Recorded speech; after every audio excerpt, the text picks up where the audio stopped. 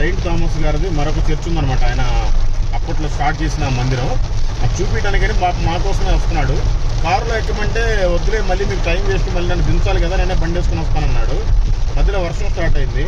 నేను rain coat వేసుకున్నాడు. వద్దులే బాస్ గారు, కారులో కూర్చోండి, ఇప్పటికైనా బండి దగ్గర మళ్ళీ నేను డ్రాప్ చేస్తానంటే వద్దని పాపం ఆయన తడుచుకుంటానే వస్తున్నాడు. అదండి దేవుడి ప్రేమ.